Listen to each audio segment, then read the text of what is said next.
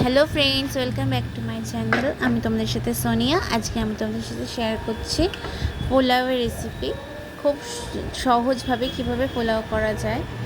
দেখো, এটা আমি তৈরি করেছি চিনি গুঁড়া চাল দিয়ে, আর আমি মশলাগুলো বেটে নিয়েছিলাম। মশলাগুলোকে মাখিয়ে নিয়েছি। আর আমি কাজু কিশমিশ এখানে দিইনি। আমার মেয়ে, আমার হাজব্যান্ড ওরা পছন্দ করে না, তাই জন্য আমি এখানে কাজু কিশমিশ দিইনি।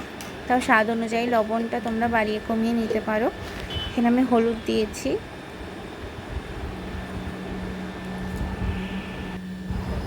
আমি এখানে কিছুটা সাদা তেল আর ঘি দিয়ে নিয়েছিলাম, তবে তেজপাতা, গোটা গরম মশলা এগুলো দিয়ে নিয়েছি।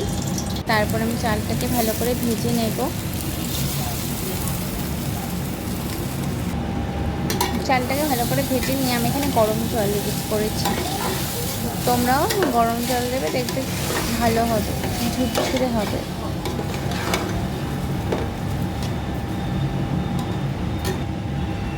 আমি মশলার মধ্যে দিয়েছিলাম জিরে, গোটা গরম মশলা, তারপরে একটু লঙ্কা।